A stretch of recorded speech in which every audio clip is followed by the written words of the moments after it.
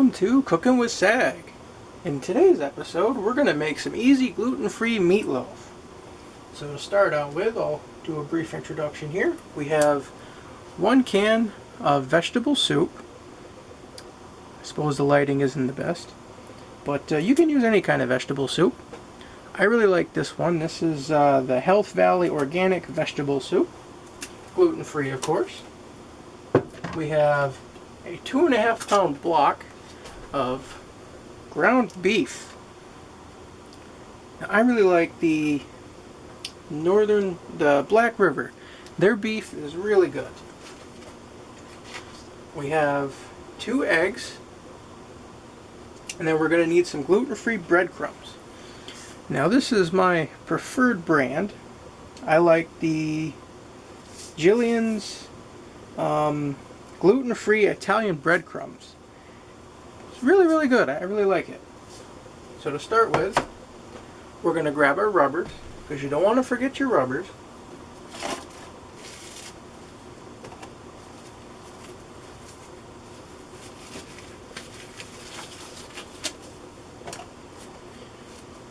Now, you could season the meat. You could do salt and all your seasoning and stuff. That would really take it up a notch, but we're going to go a little bit more basic today. Don't really have the time for a nice dry brine. We're going to go ahead and open up our ground beef.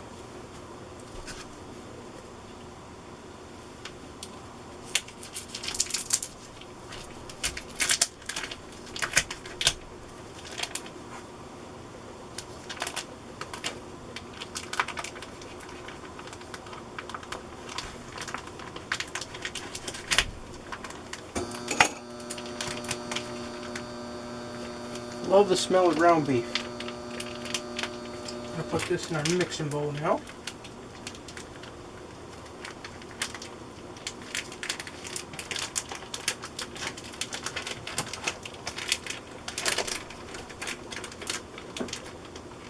Okay.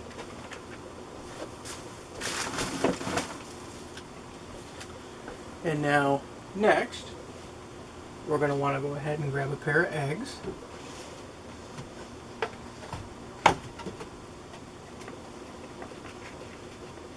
To crack our first egg.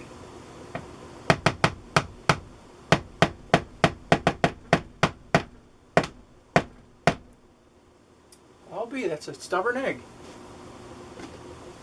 Bowl with a sharp edge, and we go. There we go. There is our first egg.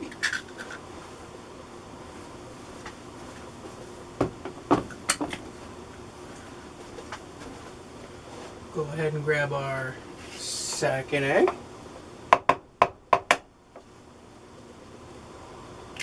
Okay.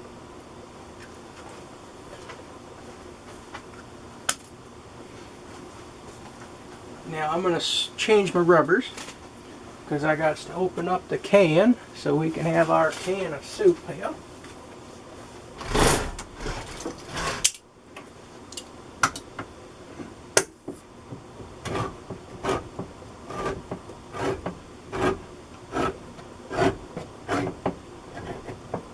Okay.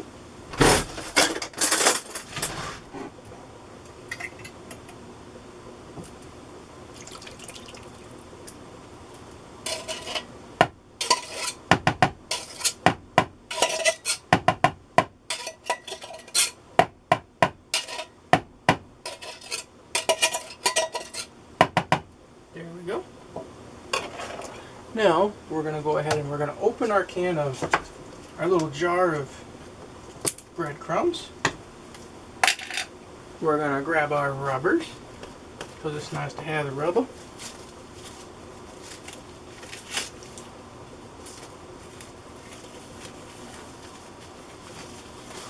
And we're going to want to go ahead and squeeze our meat real nice. We want to get it all nice and mixed up. Going to really knead it. So don't be afraid to dig in there and squeeze the hell out of it. On there, we're just gonna squeeze it and mix it and break it apart.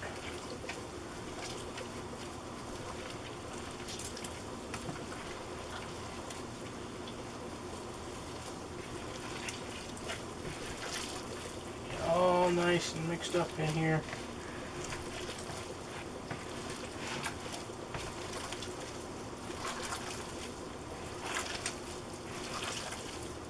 Now I'm going to use this entire container of breadcrumbs, so I don't really have to worry as much about cross-contamination, but if you have a gigantic container of breadcrumbs, I would really only use, how much is it? We have about 12 ounces of breadcrumbs, or 340 grams. So we're going to go ahead and we're just going to start off with a little bit of breadcrumbs, mix that up nicely.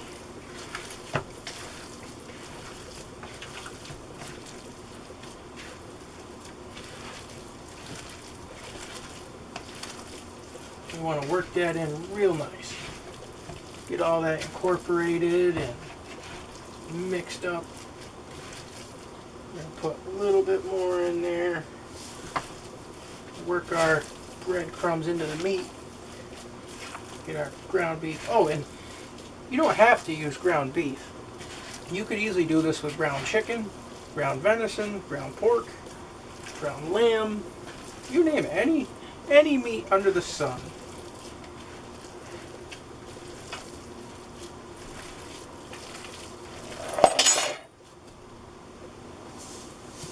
Dump the rest of that in there. Now we're just going to keep working our meat, massaging our meat, getting all this incorporated, mixed up all nicely. Want to really work it in there.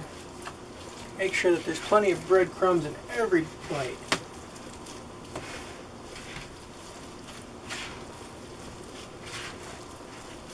Just keep kneading and kneading and kneading.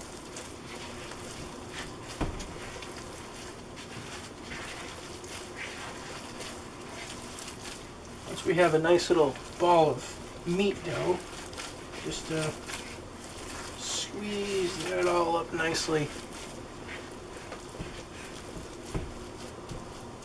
I'm going to say that looks real good. So, I'm going to go ahead and deglove myself.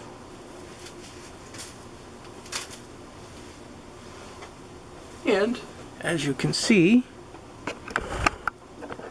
bring our camera over here. Maybe I should, or other way. As you can see, it kind of looks, yeah, kind of nice. We'll put our camera back on our table here. Now, we're going to take some extra virgin olive oil. We're going to set our meat aside for a minute. Go ahead here. And we're going to drizzle some olive oil in here. Get that all nice.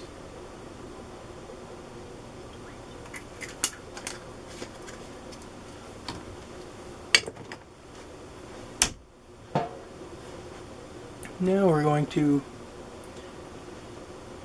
let our olive oil drizzle all along our edges.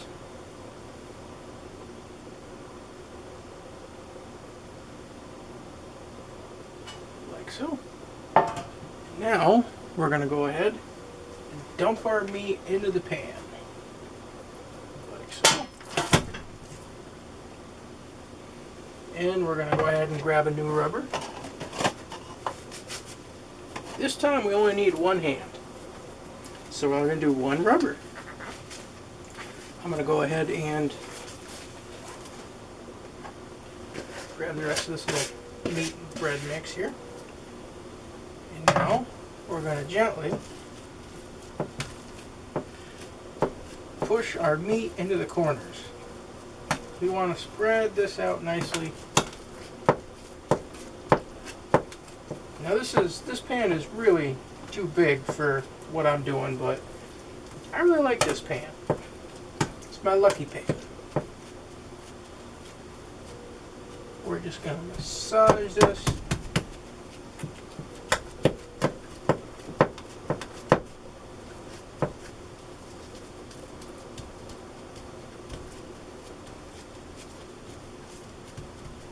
Like so.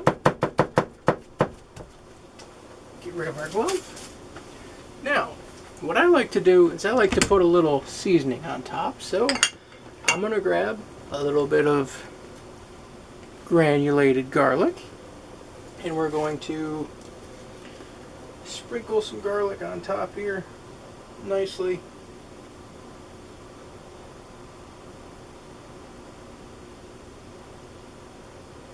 Like so. And then I'm also going to put on a little bit of, let's see, where is our thyme? I really love thyme. Thyme is a really nice leaf. Just going to go ahead. Okay. And then the last thing I'm going to put on top is our handy dandy, if I can find it,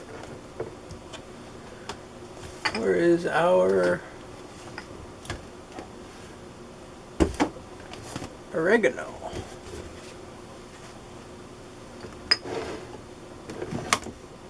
Aha!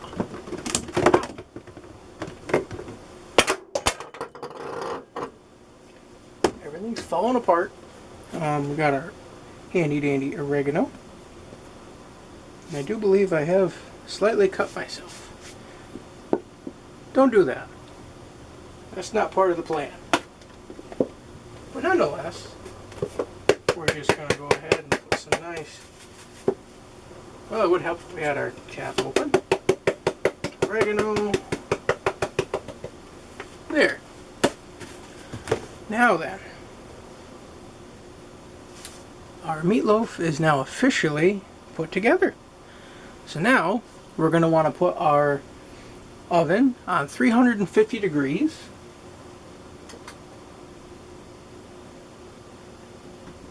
And we're going to bake our meatloaf for about an hour. Or until we reach 165 degrees internal temperature.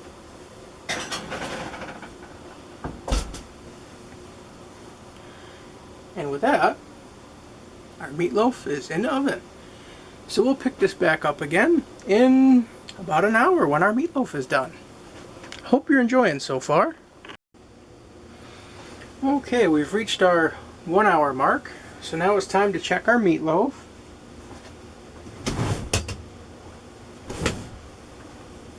Pull that out of the oven. Ooh, it's hot.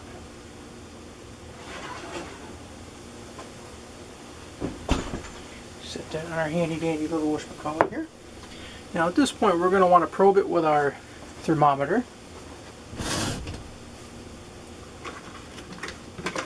I have a really nice barbecuing thermometer.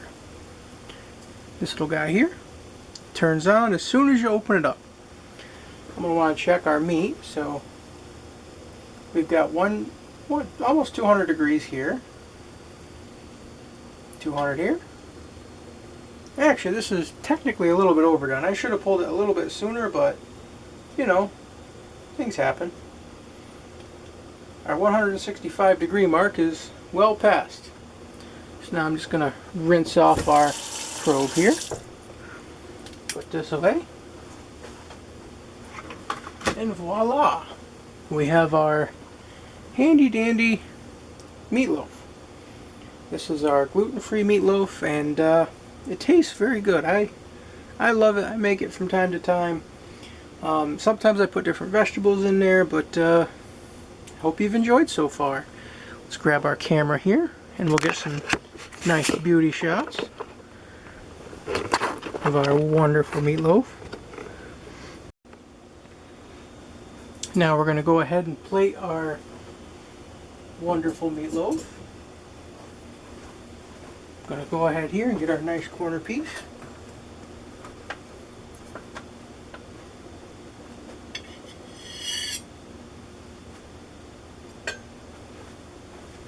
And as you can see, we have our beautiful slice of meatloaf.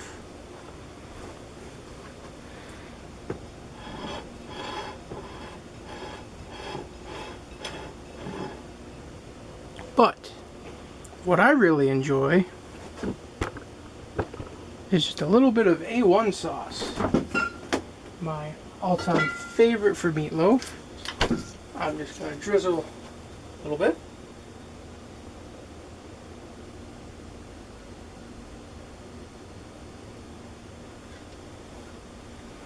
And there we go.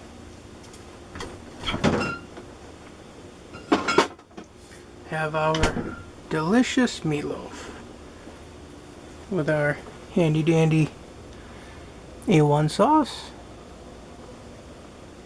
Perfect. And if you've enjoyed this recipe and this episode, please leave a like, subscribe, and we'll see you next time.